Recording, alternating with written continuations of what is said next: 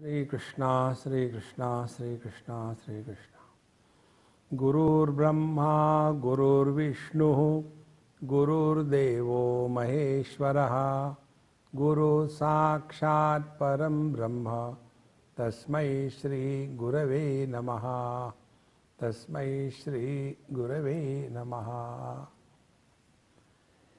Meditation has become the 21st century fashion. Any Tom, Dick and Harry just wants to meditate. One day I was traveling somewhere and one youngster came and sat next to me in India. And he said, "Do you deal in meditation?" I said, "Yes, but not retail, only wholesale." "No, please tell me meditation. I want to do meditation." And he said, "But tell quickly, next station I am going to get down." So I said, "Let your station come, I will tell you." So when his station came, I told him, directly go to the chemist shop, purchase sleeping pill bottle and empty the whole bottle in you, you will be permanently in meditation. Please remember, there are no shortcuts on the spiritual path. Those who are seeking shortcuts, they are cut short. Never try that. These are all temptations that we go the wrong way. Therefore, let us understand, why should we meditate? What is the need? Everything is okay. We have got good health, we have got good family, we have got good food, we have got good comforts. Why unnecessarily suffer? Because what is meditation for the most of the people? They sit together, switch off the light, first thing in meditation.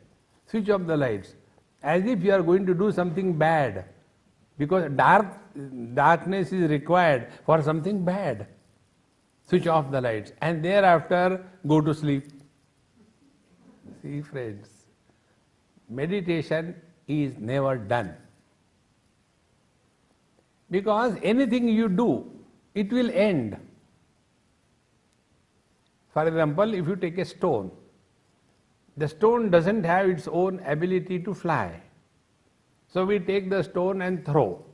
So with that stone, our energy is associated, and as long as that energy is associated, the stone will fly through the sky, but after that energy is exhausted, it will fall.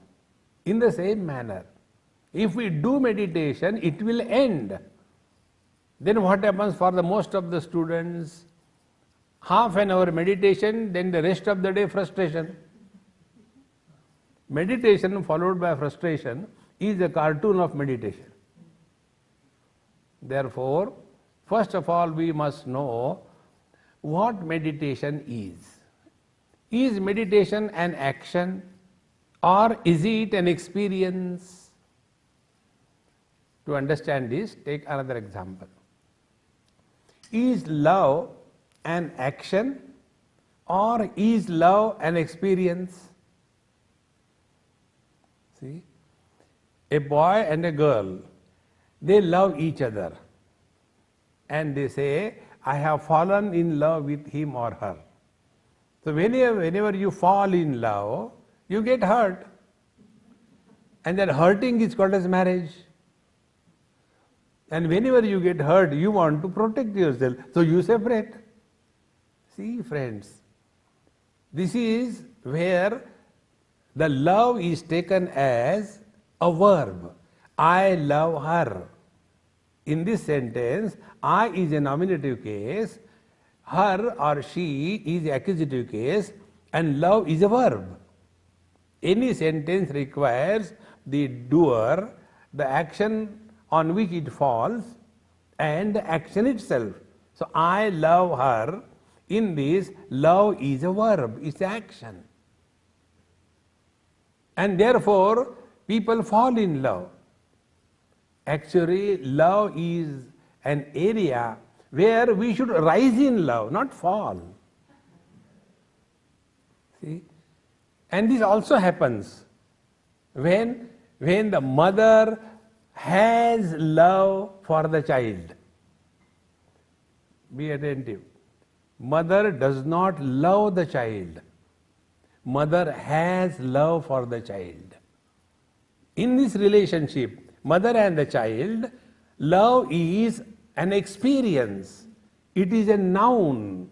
It is not a verb. And therefore, when the mother loves her child, the mother grows. She doesn't fall. Have you ever heard that mother was loving her child and she has fallen in love? No, she rises in love. The best thing, the best expression of emotions in the whole universe, whether human beings or animals, the best emotion is the motherly love for the child. What is technically called as vatsalya. See, friends. Therefore, when love is a noun, it is an asset. But when love is a verb, it is a calamity. Now apply the same principle. When meditation is a verb, so I will do meditation and then frustrate myself. On the contrary, if we live in meditation, then the meditation becomes a noun. See, friends. Therefore, let us analyze our life. We think about meditation, this thing, or spirituality, or going to church or temple. When we think? When we get sufficient kicks from the world. When everything is going on goody, who cares for God? Who cares for the temple? Who cares for the church? But when one day, by God's grace, we get something which we never expected, then we want to search, go to Google and print spirituality. And then you start out of only not deep inquiry, but just to find out what exactly spirituality is. And then you come across the word meditation. Maximum talks and pages are filled with this dumb thing called as meditation. Then there are meditation groups, and then we also go and join there. So you get a community there, meditation community. And then they do meditation. If we are sincere enough within ourselves, find out how many years we are doing meditation. Have we discovered fulfillment in our life or not? If we have to analyze our life, what is our life? Only one thing. Try to fulfill our desires. Right from childhood till date, what we have done? If we have to write our biography in one line, it will be only this. We tried in vain the struggle to fulfill our desires. When we are children, we wanted to do digital games constantly. Then those games changed. Then we became teenagers. Then there are different toys. Then we become middle age. Then there are different toys. Then we become old age. Then there are different toys. So we want constantly fulfill our desires. So all our life is only for fulfilling the desires. And we have never learned that desire fulfillment is not equal to fulfillment in life. This is the fundamental rule. You may fulfill any number of desires, that will not give you fulfillment in life. And unless we attain fulfillment in life, there cannot be joy, there cannot be satisfaction of having lived our life. Therefore, meditation is freedom from the burden of desires. Be attentive. When we talk about our life has got three aspects. Like now we are all awake, I hope, nobody is sleeping. Second is the dream. The third is the deep sleep. These are the three kinds of experiences which we all go through. Normally when we talk about our life, we talk only about the waking experiences. I was there, I was here, I have done this thing, I have done that thing. I was in India, I was in India, the things are like that, here the things are like that. You are talking only about the waking experience. What about the dream? What about the deep sleep? When conclusions are drawn for incomplete data, those conclusions cannot be valid. Data should be complete. So if we want to talk about our life, so our life includes waking, dream and deep sleep. Now in the deep sleep, all of us have got a common experience. Number one, we are all happy. Nobody ever says, I slept for 8 hours and I am damn tired. No. Nobody ever says that I slept for 8 hours and I was miserable. No. The other people who were next to you, because of your snoring, they were miserable. You were cheerfully sleeping. See, friends. Now analyze this experience. In deep sleep experience, what are the criteria? Number one, there is no sense of otherness. Sense of otherness means what? This camera is other than me. You are all other than me. See? And anything which is perceived other than me, following things happen. Number one, we have desire for that thing. Number two, we have anger towards that thing. Number three, we have fear from that thing. Anything you take in life, like this beautiful church, it is other than me, perceived. Now what is my mind's reaction? Oh, it is beautiful. Desire. I should have such a church somewhere. Then I will start collecting funds. And those who will not give me funds, they are useless people. Anger will come. And third, fear. I hope it remains all the time. Anything you take in this world, these three things are bound to be: desire, anger and fear. Living under the influence of desire, anger and fear is entering hell. Hell is not a place. Heaven is not a place. Heaven is an experience of fearless existence.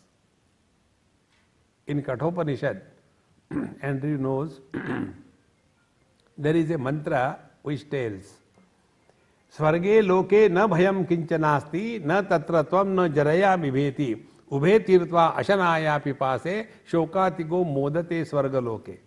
What is the heavens? Heavens, 6 types of fears do not exist. We suffer from 6 types of fears. Fearful life is misery. Freedom from fear is living in meditation.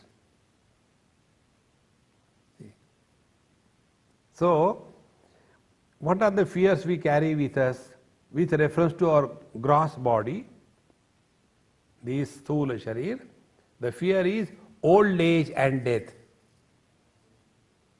With reference to prana, life, the fear is hunger and thirst. With reference to mind, the fear is grief and miseries. These are the 6 burdens we carry in our life. Living with these burdens is hell. Freedom from these 6 burdens is heaven. See, friends. Therefore, meditation is freedom from fear. And fear comes only because of desires. I desire something, I am afraid I will get it or not. Constantly leading a fearful existence. Therefore, in the deep sleep, we have no desire, there is no sense of otherness, we are happily sleeping.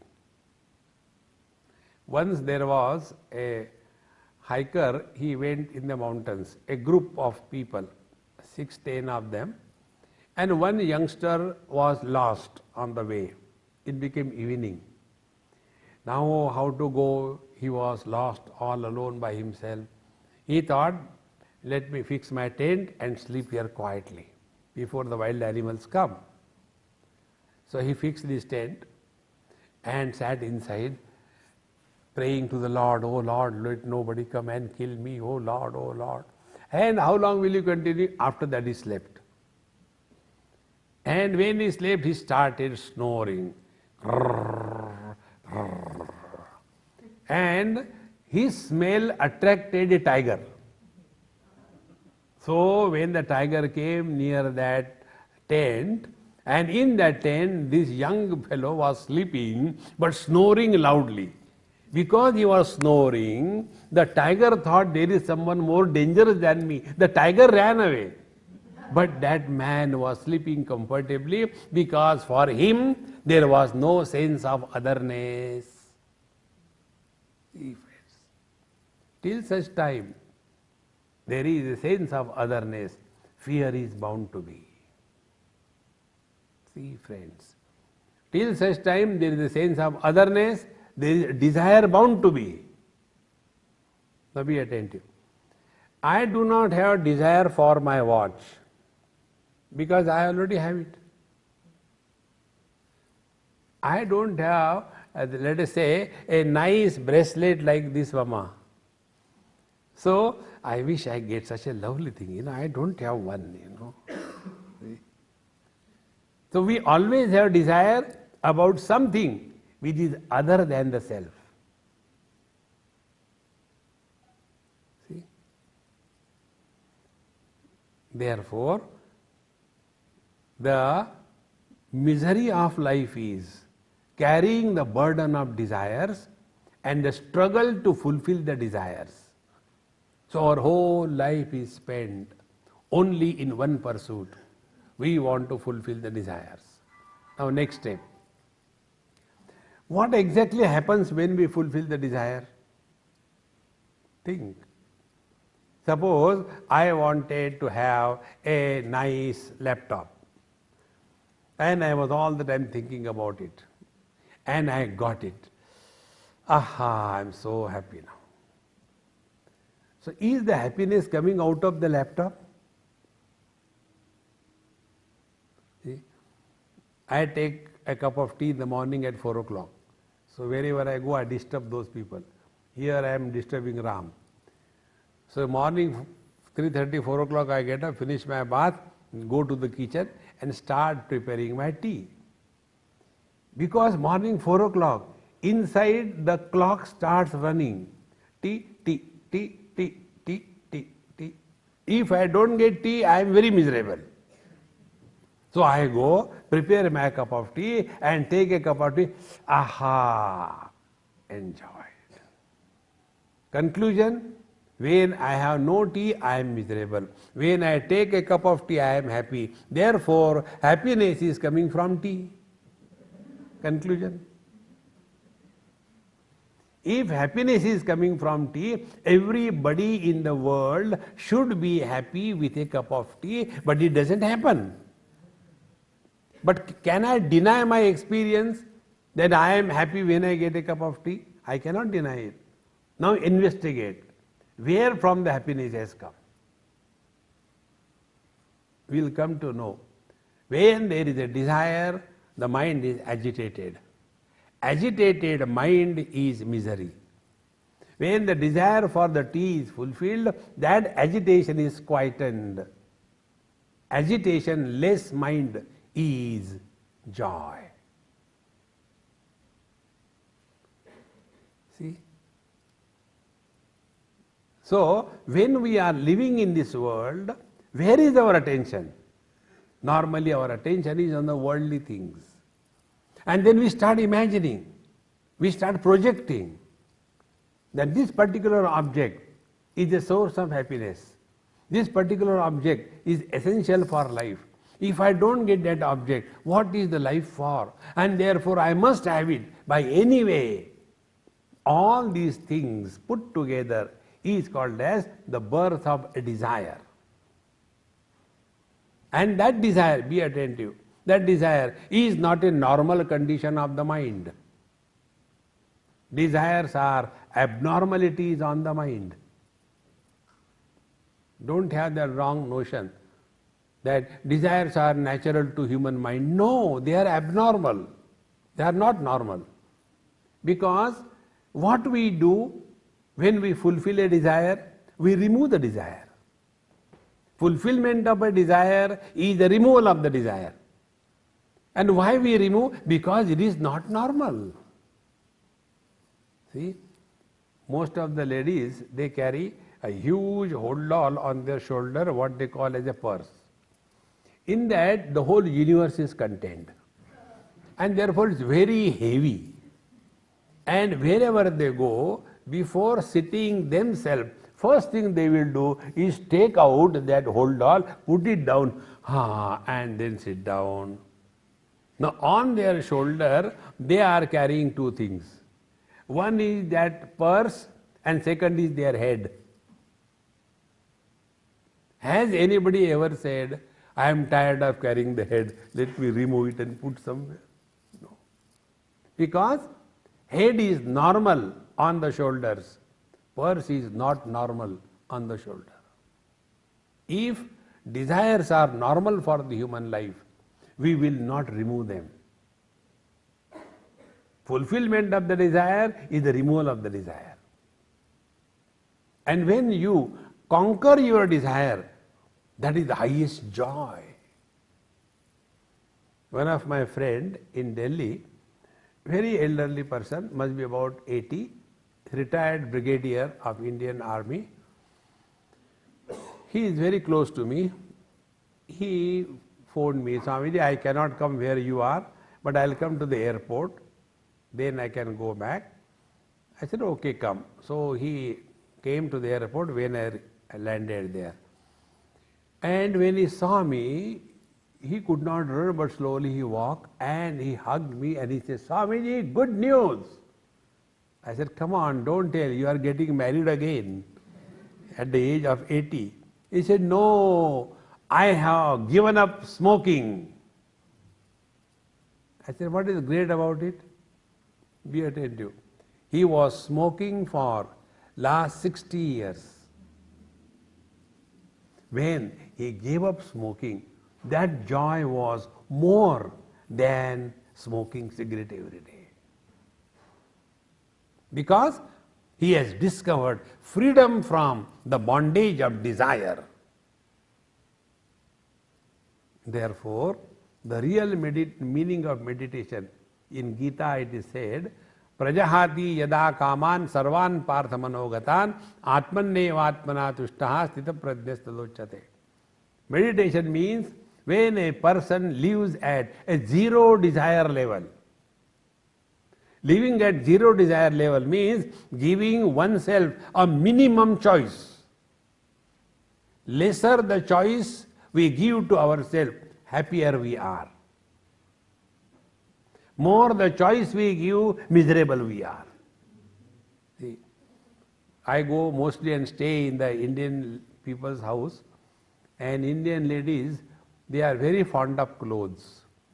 So there are walk-in wardrobes, and there will be at least a minimum of 365 saris hanging pathetically. So whenever they have to go anywhere, they will enter there, and then the choice, whether I should put on this, I should put on this, I should put on this. 1 hour gone, because more choice. For me, go to bathroom, same dress. Go to church, same dress. Go to funeral, same dress. Go to dinner, the same dress. No choice, happiest you are. See, friends, do not entertain desire fulfillment as affluence of life. A real meditation is, don't be a slave. dependence on anything or anybody in this world. Mahabharata says, Sarvam paravasham dukkham, sarvam atmavasham sukham, etar vidyat samasena lakshanam sukha dukkhayoho. The symptoms of joy and sorrow are, all dependence is misery, all independence is joy. Discover that freedom. Living in that freedom 24/7 is living in meditation. See? We are all victims of our own habits. In England it happened. There was one person who was contesting against another person. So the lectures were given. And this person, who was very good orator, who could win over any other opponent, he had one habit. Habit was, he used to play with the button of his shirt or the coat. The moment he starts the tongue, he will start playing. He could not stop holding it like that. Like many times when I talk, my hand goes to my beard and I play with my beard. So he used to play with that button all the time. And it was known to the opponent. Somehow or the other, he saw that the button of his coat is taken away. And he went for the lecture. And then he started, dear friends, where is my button? Any dependence is misery. Discover freedom, friends. Living in that freedom is living in meditation 24/7. Therefore, when we do not become slave to the whims and fancy of our mind, mind only makes us dance. Mind has got two functions. One function is perception. Second function is projection. This is how the boy and the girl, they fall in love. The boy sees the girl, perception. Thereafter, projection. Why she has come over here when I am here? I think it is God's will that we come together. The mind started playing the game. And slowly, slowly, that momentum is gathered. And thereafter, all the time, day and night, he is thinking about that useless girl and she is thinking about that useless boy, and that thinking gathers such a momentum. Ultimately, they think, what a life without a wife. And they get married. After some time, they come to know their mistake. And then again the same mind starts playing fool. The same mind says, what a life because of the wife. Thus, the mind is making us dance. The second aspect of the mind, projection aspect. If we conquer this projection aspect, we are living with a healthy mind. Living with a healthy mind is living in meditation. See, friends, live in this world. Be everywhere, but don't be slave. So, when all the desires of the mind are quietened, that doesn't mean we sleep. Then, atmanne atmana tushtaha. He who is at peace with himself. Now, this is one of the most important spiritual practice. We have to be at peace with ourselves. A person who is not at peace with himself or herself cannot be at peace with the whole world. You must have seen a person who doesn't get sleep. If his partner is sleeping, he becomes more angry. See, I am not getting sleep and she is sleeping. Come on, get up. Why? Because I am not getting the sleep. How can you sleep? In the same manner, those who are miserable, when they see the happy people, they become more miserable. See? One day we were going somewhere in India by train, and there was some accident, so our train stopped. In almost forest, nothing was available, and summer days, June month, extremely hot. Not even a glass of water could be available. It was such a thing. and we couldn't know when the train will go. It was all in the forest, daytime. So we were sitting like that. People were tired, heat, too much of crowd, no water available. Everybody became cranky. And I was reading my book comfortably. So one person asked me, sitting next to me, he said, "Where are you going?" I said, "I am going to Bombay." He said, "Why this train stopped?" I said, "I don't know, I didn't stop. I don't know." "But are you not worried?" He said, "No, I am not worried. On the contrary, I am happy. I have paid Indian Railways for 16 hours, but I will be using it for 26 hours, 10 hours free. So I am very happy." So when I said like this, he became so angry. "You have nothing to do. I had to go and get my daughter married. This is happening." He became so angry. Now what was the reason? Because I am so miserable. How others can be happy?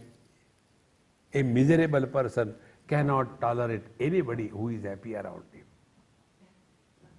See, friends, therefore when we do not carry the burden of desires and we are at peace with ourselves, we live 24/7 in meditation. A person living in meditation, if you want to know the quality of his mind is like a mirror.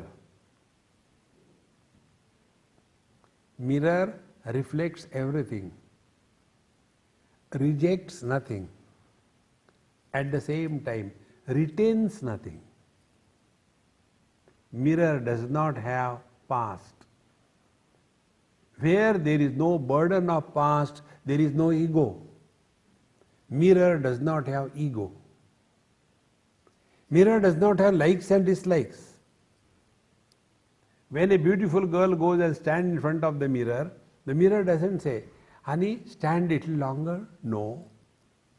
And when a oldie like me goes, stands before the mirror doesn't say, "Hey, come on, get out, next come."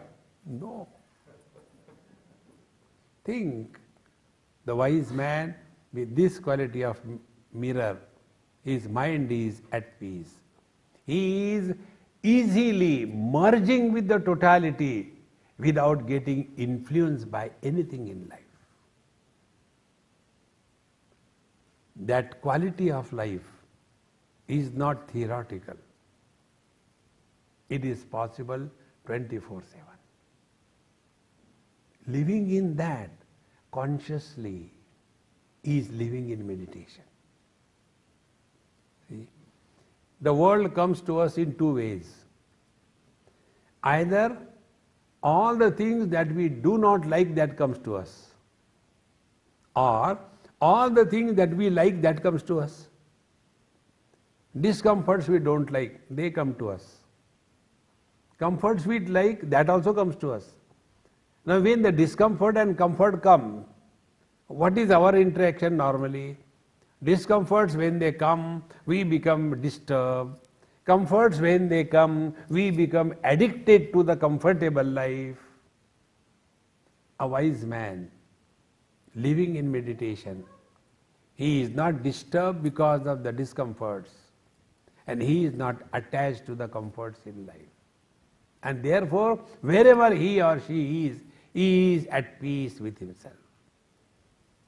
And his ability to withdraw from these worldly experiences is as casual as a tortoise pulling its 6 appendages the moment something dangerous comes. Tortoise never runs away. The moment it senses some danger is coming, in no time, all the 6 things, 4 legs, 1 tail and 1 head, goes inside. Exactly the same way, wise man lives in this world. All his 5 sense organs and 6th, the mind. He is able to withdraw his sense organs and the mind in a fraction of moment.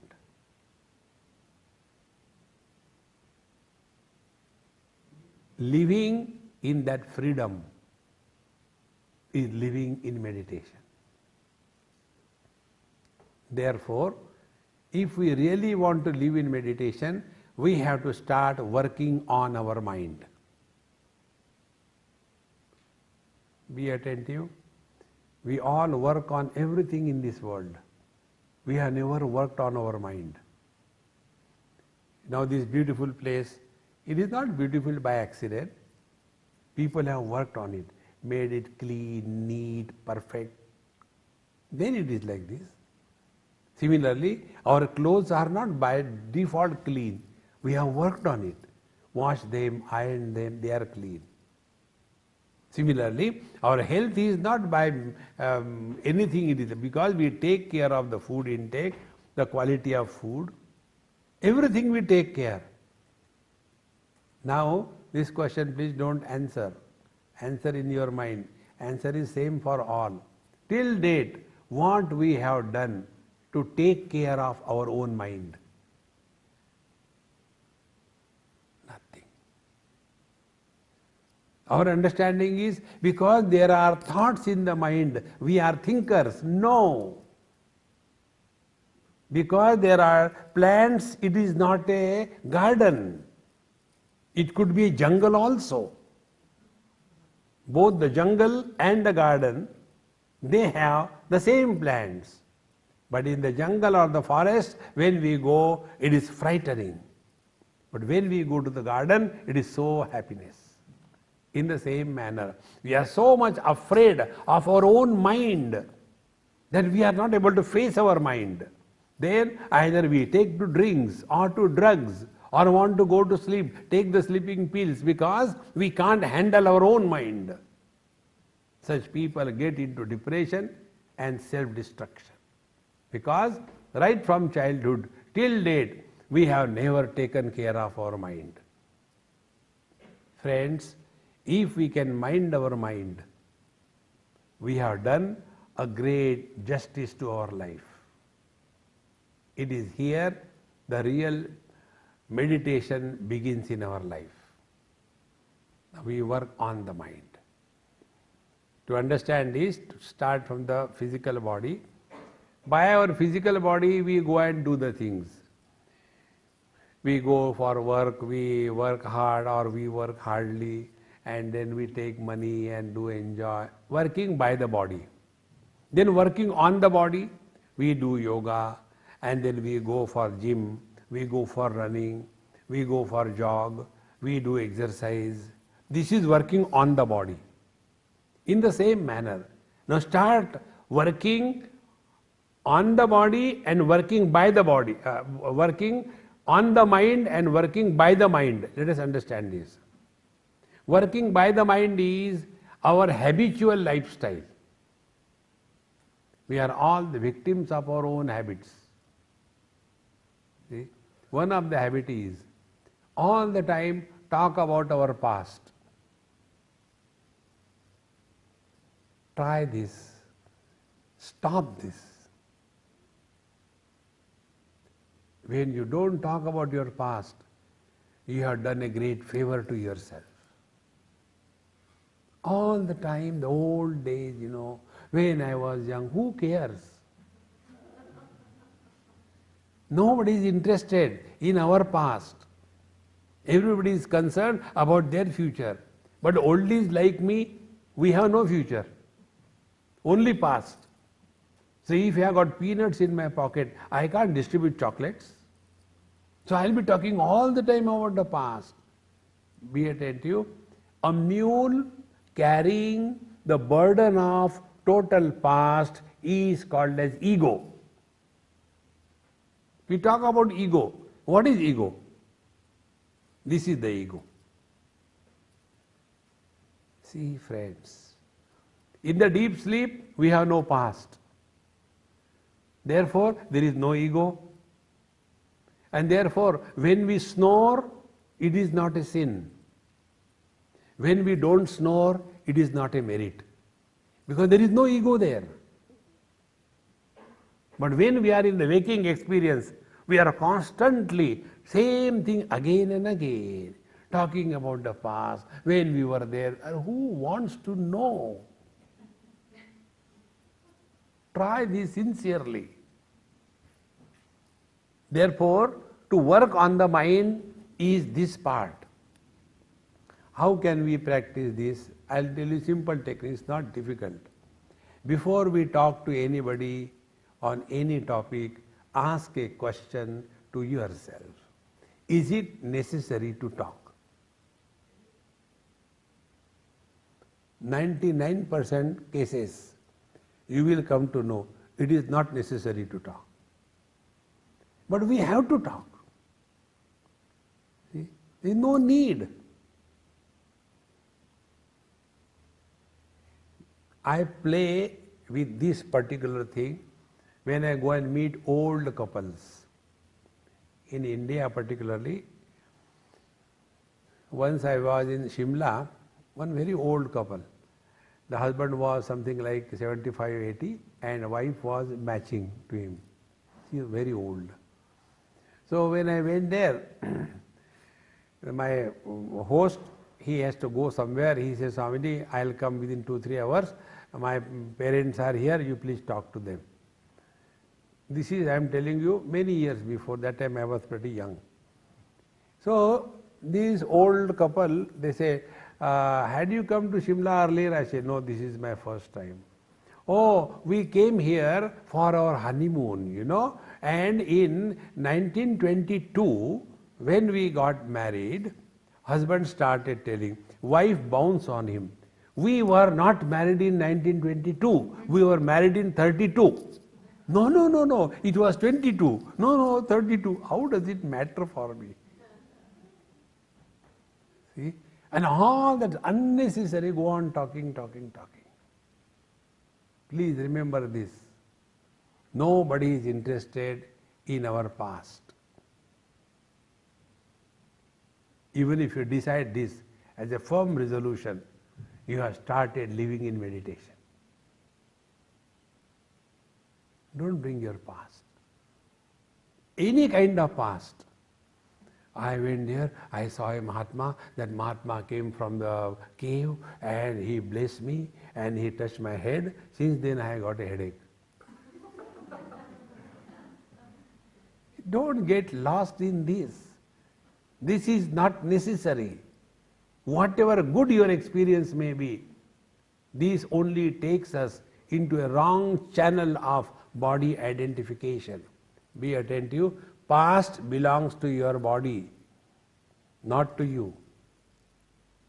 You are eternal presence. Your body was born. Your body has been a child. Your body has been a teenager. Your body has been a middle age.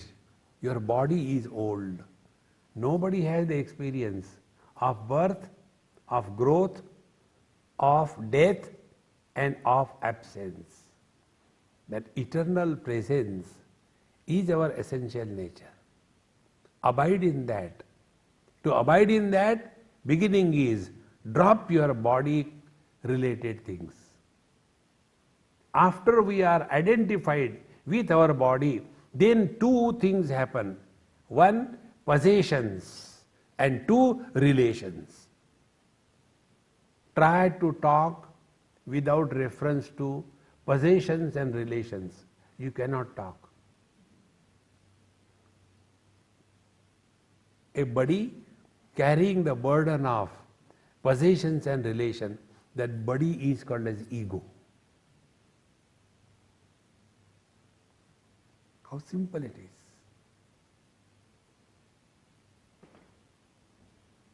This quality of your mind at this moment is living in meditation. At this moment, you are at peace with yourself. I have not hypnotized you. Only correct thinking. Just try this. Before we talk to anybody on any topic, is it necessary to talk? Without effort, your mind will remain cool and quiet. Because whenever we talk to others, we necessarily talk about our past. But past doesn't belong to us. We are present. We are not past. See? And whenever you go in the past, you struggle. And to remain in the present is non-optional. It is natural. We cannot live yesterday. We cannot live tomorrow. We have no choice but to live today, but to live now. He who is able to live now and here 24/7 is living in meditation. Then doesn't matter whether he is walking, talking, sleeping, driving a car, playing with the kids, it makes no difference. Meditation is not a punishment sitting in a most unenviable posture and suffer silently in a collective manner in a dark room. No, that is not meditation. That is the cartoon of meditation. We have to live 24/7 in meditation. See, friends. Therefore, when we start working on the mind, first part of working on the mind is this. By this, we drop our old habit of bringing the past in the present. See, friends. That is one of the reasons why old people are not accepted by the youngsters. Because old people, again and again, they bring their past. When we were children, the youngsters are not interested in our childhood. They are busy with their own life. See, friends. Try this consciously. Why our children don't listen to us is only because of this. And I tell you something, if we have to deal with life today, what our children are dealing with, I guarantee you we will fail. Today our children are going through such terrible time which we will not be able to handle. The information that they are fed with, to handle that much information is not easy job. During our time, there was not even a phone available. So you see pathetic condition of theirs. Instead of appreciating their travel through these terrible times, we are all the time condemning them and trying to compare with our past. And that is why elders are deleted from the lives of the children. Don't bring your past. The second thing is, let the child in us not die. Let the child in us be kept alive. And who is the child? A child is the one who is constantly in a process of learning. He wants to learn. He wants to learn. See? Like, when a child learned for the first time A, B, C, D, E, F, G, H, and he is so much wanting to practice that. So when we go to the shop, he says, "Stop, mom, stop, stop, stop." And then he will look at the board and he will say, B, A, T, A. He is so happy. Whatever he has learned, he could read it. That innocence of the child is kept alive only if the process of learning is not stopped. Learn something till you die. Doesn't matter whether you use or not, learn. When the learning process is kept alive, those diseases like Alzheimer, forgetfulness, not remembering, all those diseases are only because our faculty of learning has become totally inactive. It has become dull. Any instrument which is not used properly, continuously, becomes rusted. When the mind becomes rusted, such a person gets into all these problems of the mind. Therefore, learn something. one old man in Bombay, he told me, Swami, last time you told us to learn something, I have decided to learn, I started. Very good. Do you know what I am learning? I said, I don't know. I don't want to know also. Why collect garbage? No, I want to tell you. I said, okay, tell. He said, I am learning Sanskrit. I said, why you are learning Sanskrit? You are a Sindhi. He said, no, they say when you go to heavens, they talk Sanskrit in heaven. Therefore, I am learning Sanskrit. I said, yeah, you are very intelligent. I said, very good, keep it up. But one, plan B. I know you will go to heaven, I have no doubt about it. But plan B, suppose you happen to go to hell then? He said, I know Sindhi. I know my mother tongue. Keep yourself alive in a process of learning. Learn something. See, friends. And when you keep learning, the child in you is reborn. What are the signs of the old person? One of the signs is, old person doesn't want to learn anything. They are afraid of the computer as if the computer is going to bounce on you or what? Why should we be afraid? Learn something or the other. Keep the child in you alive. Then you will stop going into the past. Then you will start remaining in the present. Whenever you learn, you are bound to be in the present. One person met me in Bangalore. Mama, how long I have to talk? I can keep on talking or shut up my mouth. I'll keep talking. Yes. Are you all suffering or enjoying? Yes. Okay. If you are suffering, suffer. Choice is yours. So, when we have decided this principle of life, that we keep on learning, the mind will be always alert and we will start remaining in the utter present. This is how we can control our mind. Friends, we all suffer never because of others. We suffer because of our own self. What is depression? Depression is inability to handle one's own mind. And this happens only because you have not worked on the mind. So two things we have seen. Number one, stop talking to anybody on any topic of the past, and before you start, ask a question, is it necessary to talk? See, friends. Otherwise the same thing, I went there and that Mahatma told me like this thing and all that thing. I tell you, it happened in Delhi. One Punjabi lady, old one.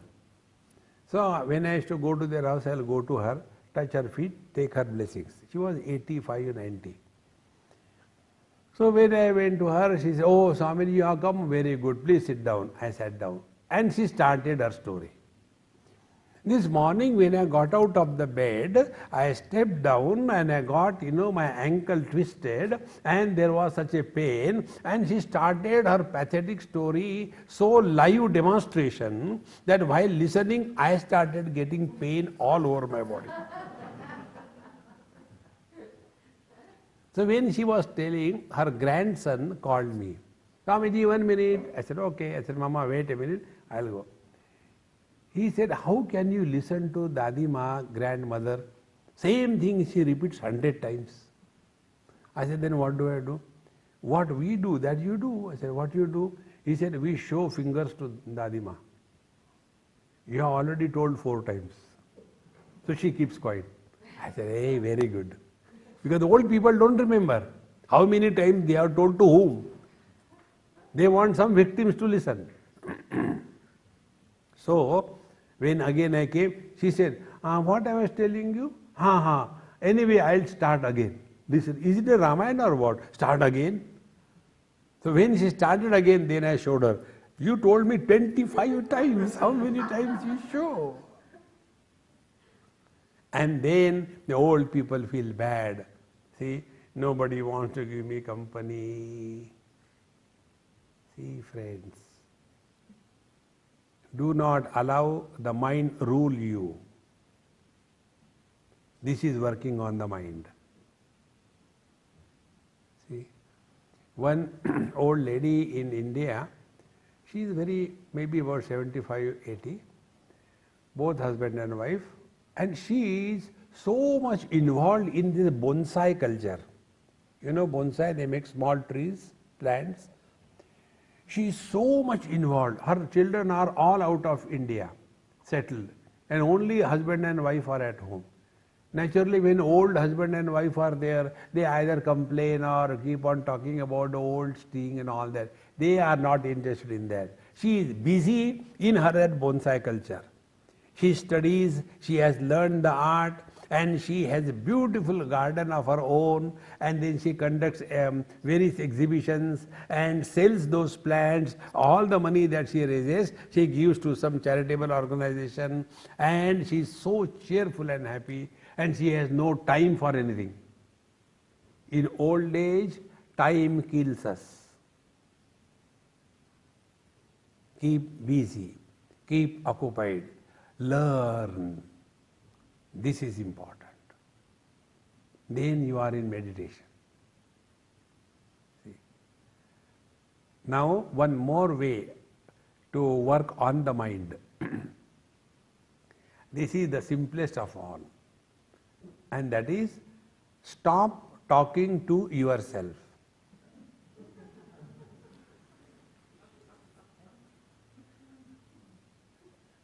Right now onwards we can start. Now, next,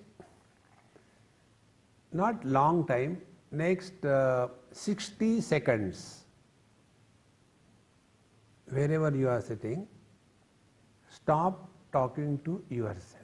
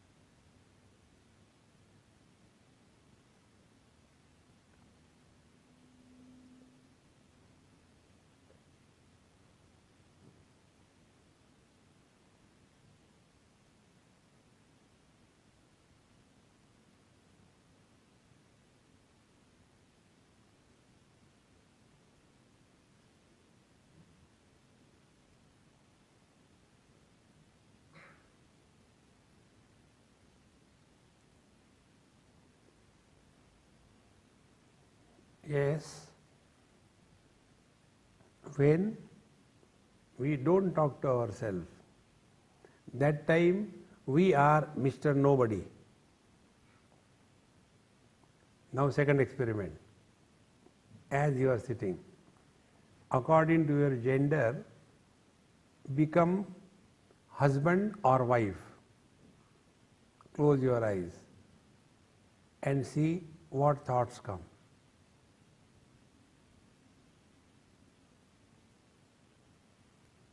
Either you are a husband or you are a wife.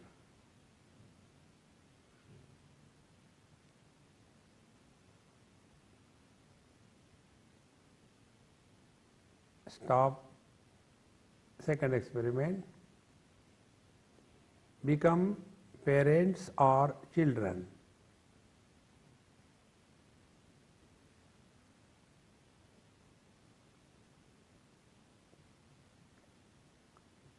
And see what thoughts come.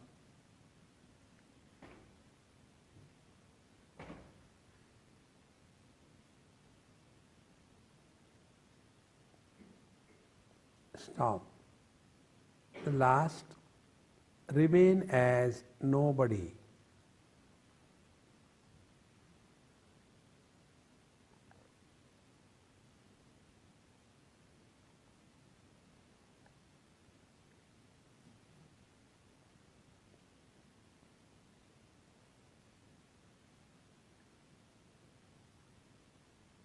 Stop. Let us analyze these experiments. When we became husband or wife, the thoughts were pertaining to wife or husband respectively. When we become parents or children, the thoughts were pertaining to children or parents respectively. But when we remained as nobody, no thoughts. So if you become somebody, you cannot be protected from the attack of thoughts. And that somebody is born only after body identification. Think. When there is no body identification, as in dream or in deep sleep, that time we are nobody, no thoughts. So meditation is no more living as the body, but living through the body. Like we are not living as the clothes, we are living through the clothes.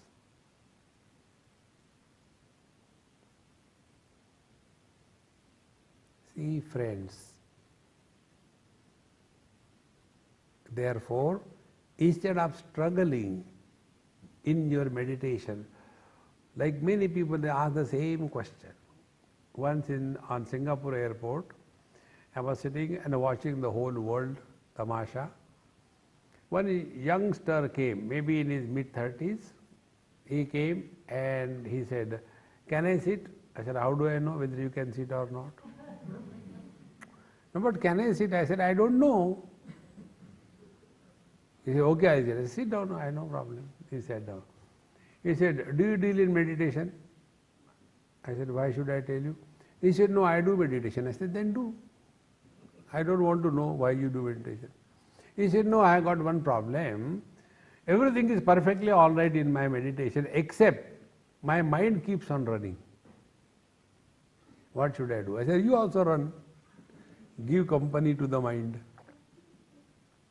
We all suffer exclusively because of our own mind. And we have never taken care of that mind. See, friends. Therefore, when we understand any thought that disturbs you, instead of complaining, see, complaining is not a spiritual life. Inquire. Any thought that comes to you, immediately go to the root. To whom that thought has come. You will come to know the thought is born to somebody.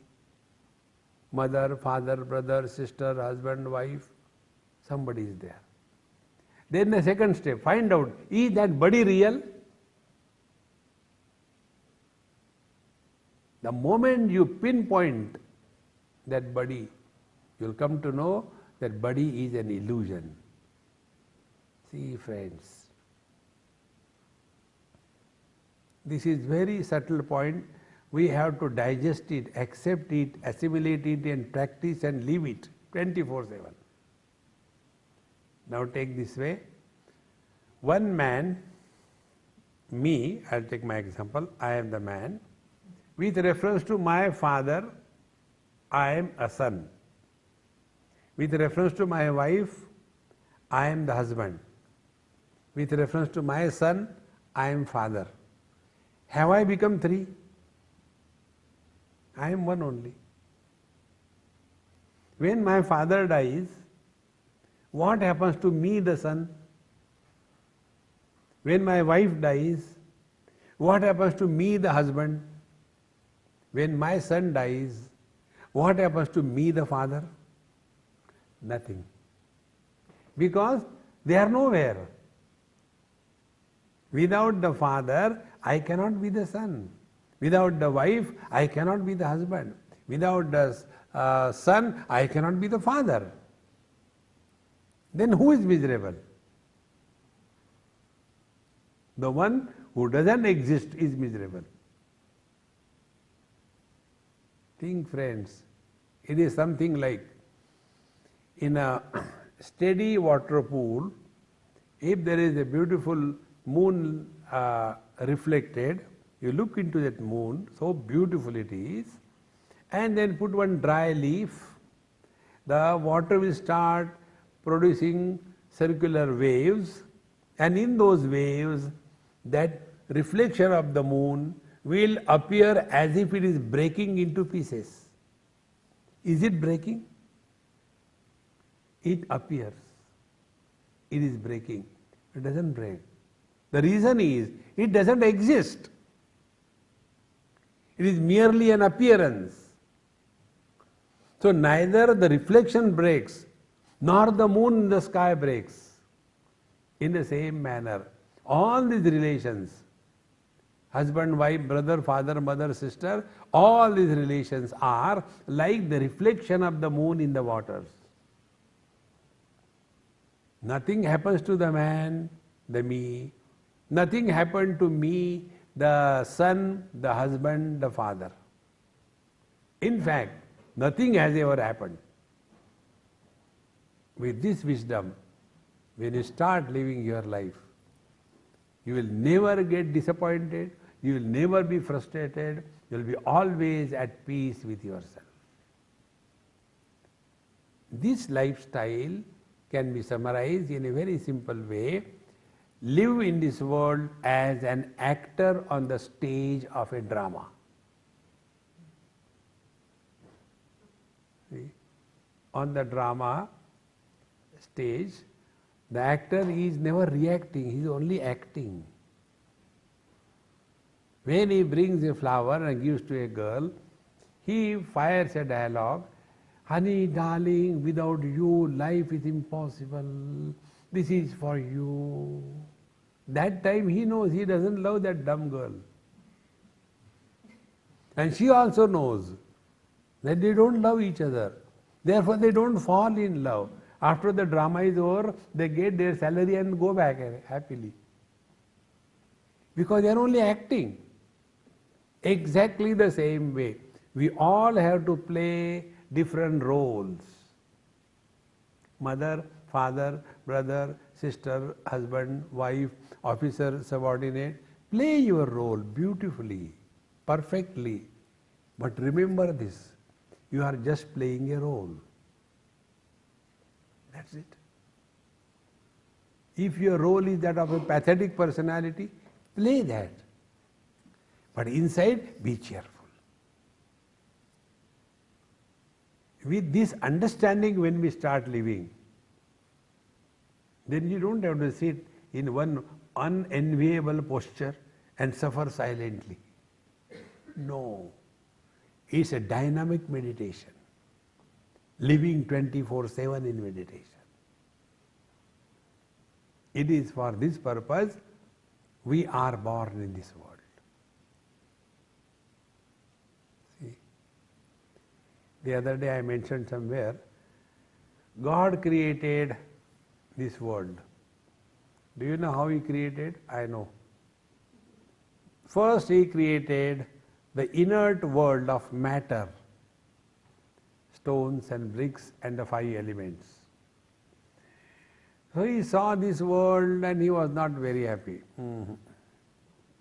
Then again He thought, and then He created the plant kingdom.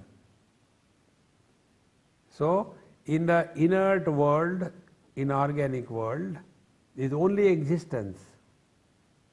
Stones, mountains, rivers, they only exist. In the plant kingdom, He added one more stroke. In plant kingdom, they exist and there is life. After having created the plant kingdom, He was not very much satisfied. Again He started thinking, what should I do? And then He created the animal kingdom. So animals have existence, life and knowledge. See?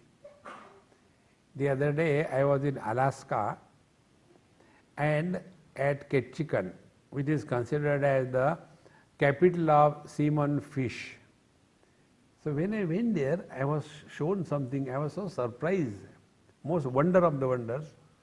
He said in this particular area, all the fish from the whole world, in this particular month of July, August, they come, male and female, and in that particular huge lake kind of thing, they jump and go into that, and thereafter having gone, the female deliver the eggs in the waters, the sea water, and the male deliver the sperm in that sea water, and in the water the fertilization takes place and those fingerlings are born, and after some time the parents, all the male and female, they die, and then again heavy rains come, everything is washed away, the dead fish as well as the newly born, all of them go back to the sea and they disappear not for a day or two but for a whole year.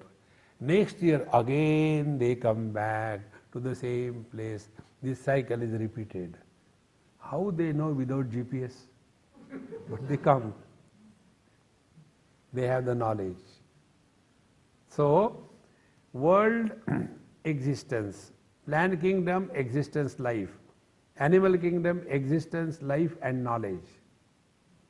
And yet Bhagavan God was not very much satisfied. So he was frustrated and hitting his head, I don't know what should I create. His wife came. She said, excuse me, what is the problem with you? So God said, look here, I created this world but I am not satisfied. May I suggest you something? So he said, what you understand in creation? He said, look here, don't scold me. I may not be a creator, but I am your wife. I also know things. Even a dead clock gives correct time twice a day.